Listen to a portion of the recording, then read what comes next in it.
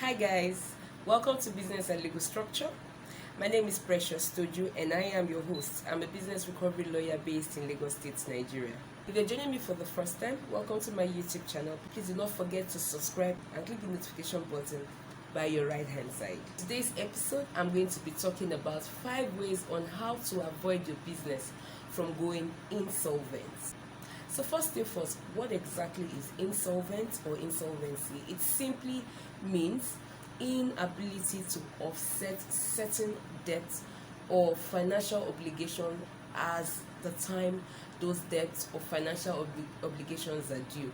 So in other words, if you're supposed to pay salary, you cannot pay salary. You're working towards insolvency. If you took some business loan and you cannot pay as at the time of the deadline, then you're working towards insolvency and probably your business might be insolvent.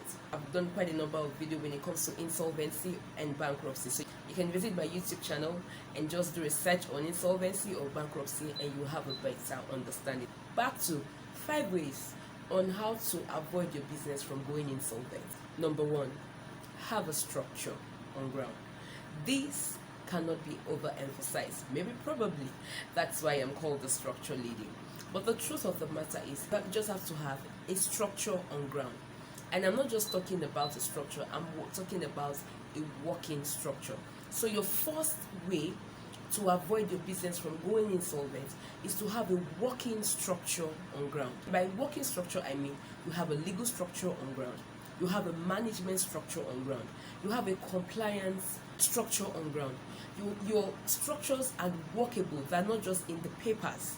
It has to be realistic and be in tune with new policies, new regulation as it pertains to your business. So if you want to avoid your business from going insolvent, your first most important step is to have a working structure on ground.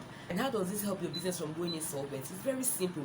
When you have a working structure on ground, whether legal, whether regulatory, whether policy, whether management, whatever structure that you have on ground that is working, that is active, and then you will avoid unnecessary penalty, unnecessary fines, unnecessary default fees, because you're already in line with what is workable.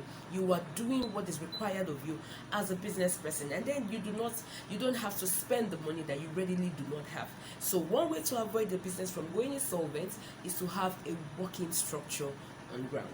The second way on how to avoid your business from going insolvent is to have a standard. Don't you just have to set a standard for your business? The way your business will operate, your statements, your vision, your deliveries, your work culture. For example, you have to have your delivery deadlines. You have to do what is workable for you. You have to take jobs that you have the capacity to deliver in time. So when you have a standard for your business and you're already preoccupied, you're already booked ahead, and there's this rosy, lucrative deal that is coming right in front of your door. And then because you have a standard, you cannot go beyond what you can take.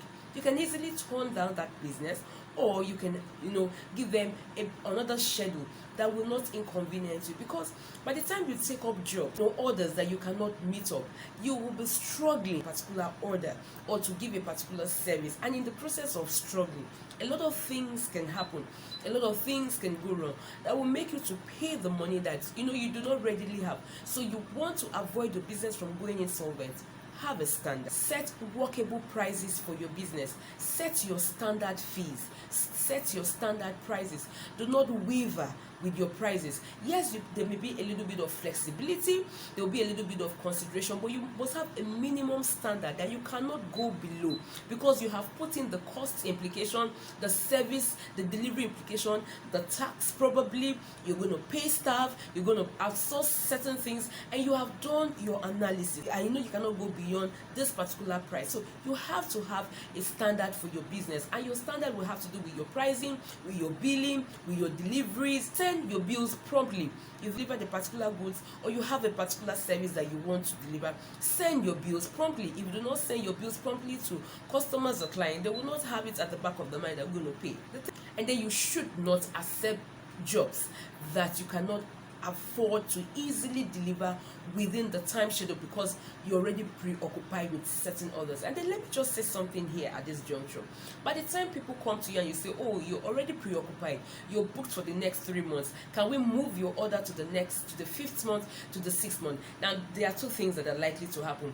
One is the person or the people that you decide to visit somebody else that they could get what they want in time. And another thing that can happen is that they would not mind. Firstly, they have discovered that you're sincere.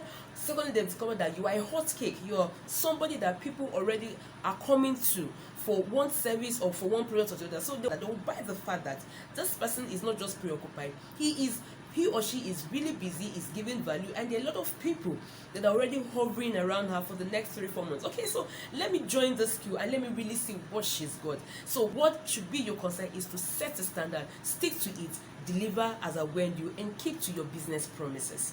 That you will avoid your business from going insolvent. You want to prevent your business from going insolvent, from not being able to meet up on its financial obligation or pay its debts as a when you. The third way out is to avoid unnecessary competition. Yeah, there's so many competition out there with businesses. There's so many adverts out there. There's so many discount sales. There's so many promos that is ongoing. Now, it's not like you cannot run an advert. It's not that you cannot do a promo, or it's not that you cannot give discount, but you have to give a workable discount that will commensurate with your kind of business and with your financial obligation. Now, if you and your competitor are selling something for 100,000 naira and the other person decides to give a 60% discount, it doesn't automatically mean that you must give the same 60% discount or even 65% just to beat the person ahead. You have to consider what is workable for you. Then you have to also consider this discount that I'm going to give, this one I'm about to give, and when people buy these things, when people pay for the services, can I deliver? And if I deliver and they pay, is it good for my business? Will I be able to pay experts that will also engage to bring up this business? So avoid unhealthy competition. If the advert is not necessary, you really need not need to run an advert. Be ready for your advert. Have something that you're selling, something that is valuable. Do not just run an advert because you promote your page. You cannot, as an ongoing business, begin to just run advert because this person is running advert. You have to do your homework. You have to check, is this advert I'm about to run, is it necessary as at this time? What is the probability that I'm going to get my money back and make profit? Because running an advert does not automatically mean that you're going to get leads or that you're going to get customers or clients coming after you. Then you need to also avoid unhealthy competition when it comes to brand ambassadorship. Oh, because this company, your competing company or your competitor is using this very big elaborate celebrity, so you decided to squeeze money out of nowhere to use a particular celebrity or a particular personality for your brand ambassadorship. You really do not need it. It's good to promote your business, but you do not do it out of competition. Unhealthy competition can make your business go insolvent. Unhealthy competition, unnecessary adverts, unnecessary discounts, beating down your prices to the barest minimum does not even mean that people will, at the end of the day, patronize you. So if you want to help your business from going insolvent, avoid unnecessary competition. You really do not need it. You're looking for ways to avoid your business from going insolvent. Engage professionals. Engage experts. This point cannot be overemphasized. The place of a lawyer is different from the place of a tax consultant or a tax professional. The place of a tax professional is different from the place of an accountant. The place of a credit or financial manager, advisor, or administrator is different from the place of an insolvency practitioner. Now, you may not have all the money to engage all of this, but as your business grows, as your business moves from one stage to the other, you will need to engage these professionals because you need the expertise to keep your business in check, to keep your business in line, and to keep your business from going insolvent. A lot of people actually think that they only need an insolvency practitioner when financial obligation is getting to the throat and it's they're going to be sued or they're going to be dragged dirty by the creditors, by the investors. Now, the place of an insolvency practitioner in your business cannot be overemphasized, because one of the major function of an insolvency practitioner when it comes to your business is to help your business from going insolvent in the first place. So you want your business to prevent your business from going insolvent. Engage the right professionals. Get estate valuers involved. Get real estate consultant involved, because at one point or the other you will need to invest in real estate using the name of your registered business or company. I've talked about this elaborately on my YouTube channel.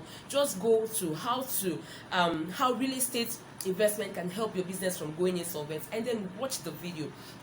One way to avoid your business from going insolvent is to engage the professionals. Engage the right professionals at the right time. The legal experts, the tax consultant, the chartered accountant, the credit financial advisor, the insolvency practitioner, the real estate consultant, estate valuers. You need all of these people at one stage or the other of your business if you really do not want your business to go insolvent at the end of the day. You want to avoid your business from going insolvent, please, as much as you can, stay away from lawsuits. The thing is, lawsuit does not come as cheap as people do think it is. If you're a business person, you need to understand the fact that disputes are inevitable in business transactions. You also need to understand the fact that an opposing partner today, somebody that you're having a dispute with today, can be a good business partner tomorrow, can bring you great deals, better deals tomorrow. So you need to find a mechanism. You need to find a way to resolve your business disputes, which are inevitable, that will always come day in, day out, to resolve these disputes amicably. Please only resort to a lawsuit where you have tried all avenues. You have exhausted all amicable settlement mechanism, and then it did not work. Now, one reason you should avoid lawsuits as a business person is because, one, you're going to spend resources to engage the service of a lawyer, whether you're the one suing or you're the one that is being sued. Then secondly, when people begin to hear that your business, your company is dragged for one reason or the other, they're going to fear the fact that this particular person or this particular business might end up doing the same thing the business did to this person to me. So if it's an investment company that you're running, and then you have 10, 11 subscribers or investors that have already sued you for not paying the interest as at when you are not even returning the capital, it's bad for your business. Because when people do research, if you meet me that you want to invest in a company, I'm going to do my due diligence on the company. I'm going to be checking the court registry and check in a lot of things to be sure that you've not been sued for that same reason. And then we discover that there are 5-6 suits against your company for the same reason by different people.